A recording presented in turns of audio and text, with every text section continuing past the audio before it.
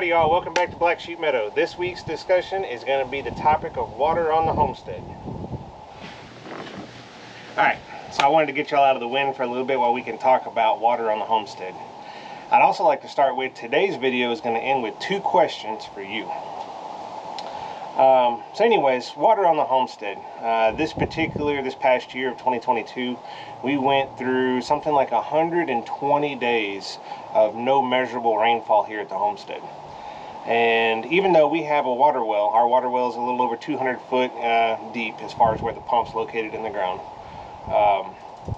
So of course, you know, as long as we have electricity, we should have a constant flow of water. But eventually, without any rainfall, that groundwater is going to get taxed to the point where it's not available. And that's been very concerning for us here on the homestead. We've talked about rainwater collection in the past, so this particular year we've set some up, and of course I made a few mistakes with it. There's a ton of videos out there on YouTube about rainwater collection and how to do it. It's not rocket science, but what I can say is every application is going to be different. So every scenario, how tall your roof line is, or how tall your gutters are, how much water you need. So it goes back to one of my first things I want to talk about is how much water we use here on the homestead. This particular summer in July and August, we were putting out something like over 1,500 gallons of water every single week just for our trees. That's not including what we were putting in the garden or what we were using for animals, the dog, our consumption. The average American consumes something like averages somewhere between 70 and 150 gallons of water per day. And the sad part about it is, for the average American, not only are they using that much water, almost all of that is considered clean drinking water. Which, you know, it's, once again, like I said, it's sad to say, but the average American flushes something like 11 gallons of water every single day down the toilet. So, anyways, to get back on our subject here at the homestead, we installed a rainwater collection system. Like I said, we have a well that's over 200 foot deep. Like I said, as long as we have electricity, that's going to be sustainable for us. But eventually, I would like every single building we have here on the homestead to have a rainwater collection system of some type. Whether it is going to water animals, whether it is going to water vegetation, or even for our own personal consumption. I think that rainwater collection is going to be a key to self-sufficiency and sustainability on a homestead. So let me get y'all in. I'm going to show y'all some of the first mistakes we made. It's a little bit windy today, so hopefully the microphone's going to catch everything quite well. Let's get set up and I'll show you what we got going on.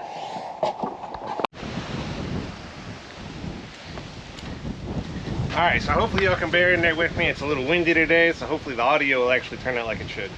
So this is one of my main rainwater collection systems. This is a 2,550 gallon water tank. These tanks can be purchased all over the place. And once again, like I said, there's several videos out there on how to set up these rainwater collection systems. I'm going to show you some of the things that I had to adjust with mine. Every scenario is going to be different.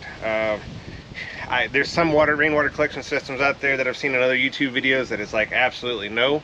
One of the things was there was a guy setting up this exact tank from Tank Depot, and he literally put it on a bed of like 1.5 inch bull rock, jagged bull rock. This tank's gonna have 2,500 gallons of water in it when it's at its full capacity. Just think about how much weight. I don't even want to do the math in my head right now. I mean, it's going to be like 20,000 pounds of water pressure forcing this plastic tank onto the jagged edges of the rock. So do not do that. I always have a bed of nice sand. I've probably got 6 to 8 inches of nice fluffy soil here on the, and actually built it up into a mound as well to where it doesn't hold moisture underneath it if we do get a lot of rain. So anyways, on our rainwater collection system, it's very basic. It comes off the roof into the gutters. It goes into a first flush. These are all very basic things on any rainwater collection system out there. The first flush is going to collect any of the debris. We don't have a big problem with leaves on this roof because the roof is so steep, but we do have a lot of sand. Obviously it's windy today, it's been dry, so the dust and the silt that's in the air ends up in the gutters. The first flush ends up catching that. There's a ball on the inside of that tube that as the water fills the first flush, it'll allow it to bypass and come into the tank.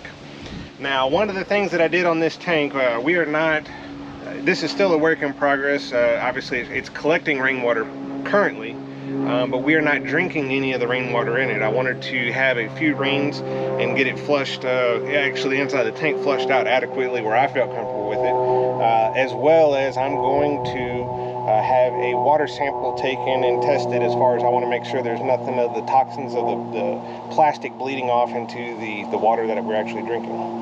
So, and these tanks are from Tank Depot. They're for rainwater collection. They're supposed to be for potable water. Once again, I just like testing things for myself just to be sure. You don't trust anybody else on what they say. So one of the few things that I did too, I'd like to mention on this setup is, first off, the elbows, the collection points here at the gutters are not permanently affixed. So I basically, there's y'all seen in the bottom of a sink, like a 4-inch sink drain, little stainless steel screens. I installed them on the cups up here where I go from a 4-inch to a 3-inch PVC, and it actually keeps critters out, you know, grasshoppers, frogs, anything that's looking for all these insects and bugs. They can literally, I don't know what you'd call it, but I would say that they could smell water. And so I've noticed anywhere that there's any moisture collected, you're going to have those types of bugs and insects collecting there as well. So I put the stainless steel screen to keep any of the bugs out, especially out of the first flush. There's also a screen inside the tank.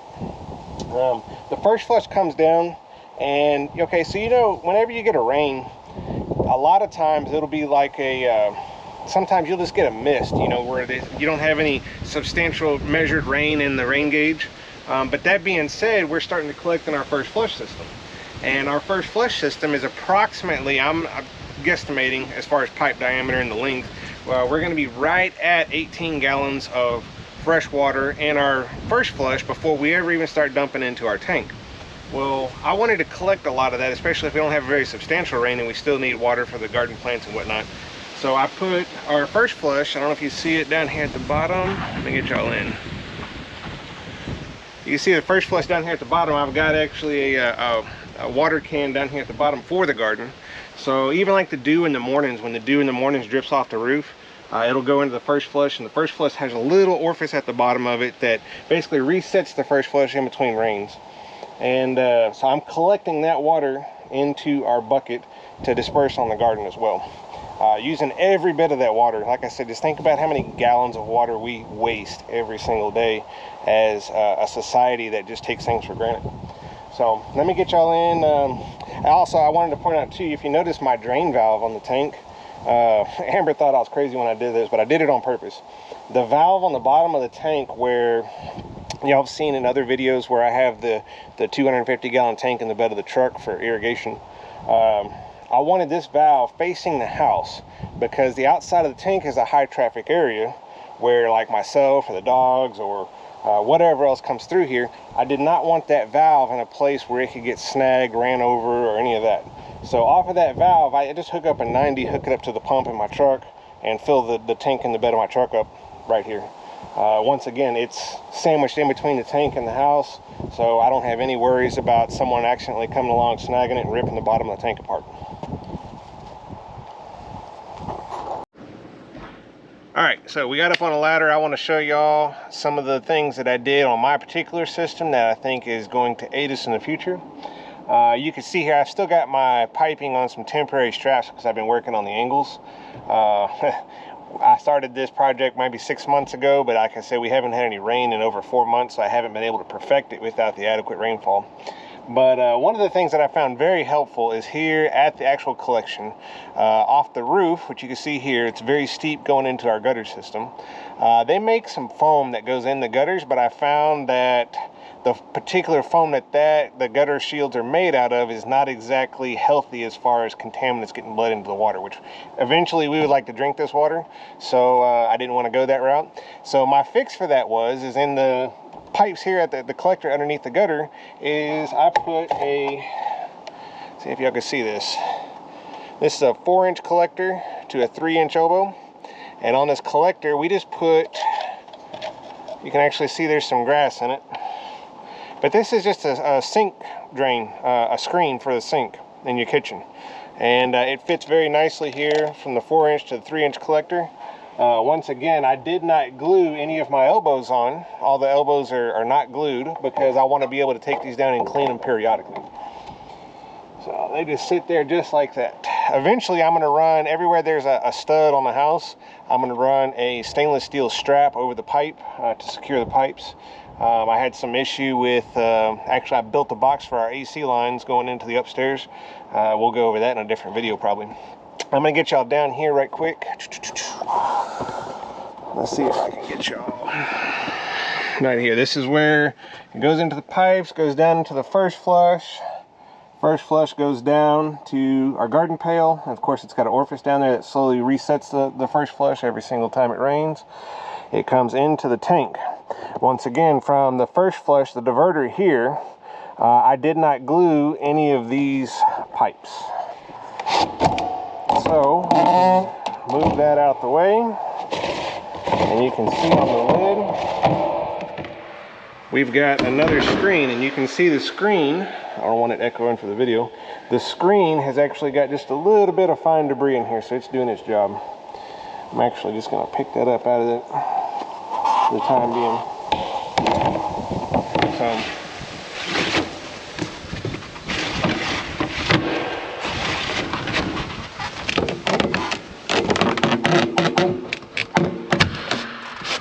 there we go. Okay, so back here at the tank, when I got this, I said that my thought process was I wanted the largest possible tank that I could get, and of course that came with a height, and 93 inches is actually the top of the tank. If I could redo this again, I probably would have gone with two 2,000 gallon tanks. Like I said, in the future, every one of our buildings is going to have a rainwater collection system on it. So I would like to eventually get our total water capacity to over 10,000 gallons. That's not unreasonable. I mean, we go through a lot of water on the homestead, especially for growing our own plants and, like I said, animals, everything else. Everything we do here at the homestead consumes a lot of moisture, a lot of water, especially when we have dry seasons like we did this year with over 120 days without any substantial rainfall. So, like I said, all this is very achievable. It's very doable. This is not the end-all be-all system as far as water. Like I said, we have a backup water well. We just don't want to have to depend on it. We're in the central Texas, so we're very close, like we're in the middle of oil field country out here where fracking goes on. So if anything happens to our water table where we can't consume or drink that water, we want a backup system. So here it is. I want to get y'all in the house for what we do with our drinking water. For our own personal consumption. We've got a couple of different systems there for how we treat and get our own water ready for us to consume. Alright, so I got y'all into our outdoor kitchen, or maybe our garden preservation room, where we do a lot of our preserving, canning, fermenting, dehydration, that type thing. But nonetheless, this is also where we do our water filtration for our own personal consumption. This is a Berkey water system. I forget the size on this one. I think it's a 2.5 gallon. You're going to see a lot of people using Berkeys out there. They got a pretty decent filtration system. Their claim to fame is basically the stainless steel containers. I've seen people make this same system out of 5-gallon buckets. And once again, primarily using rainwater. Their filtration system, they got a fluoride catcher or a fluoride filter to where you can filter like city water that has chlorine or fluoride in it. Get that out of your drinking water. I'd like to speak a little bit too about the public water systems. Have y'all ever driven into a town and seen that sign that says Superior Public Water System? You know, the states come in and said, hey, the drinking water in this city is superior to other places. Well, the reason for that is because they're treating it with chlorine and fluoride, all kinds of bad stuff for you. But the reason they're having to put that chlorine and fluoride in it is because of how bad the water was to begin with. So, once again, that's just another reason for self-sustainability. The reason we're collecting our own water here on the homestead, filtering it ourselves. Look at, obviously everybody's heard about Flint, Michigan with the lead in the water. Look at Mississippi, where they literally had raw sewage coming out of their water faucets in their kitchens. So, do something, take care of yourself. Like I said, the Berkey system, we've also got some water purification tablets that we keep on hand here for all of our own, like I said, our drinking water.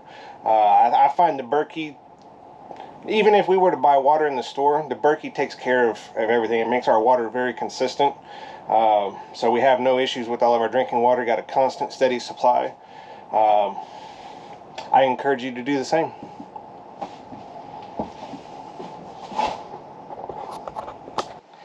Alright, so at the beginning of today's video, I said I was going to end it with 2 questions for you.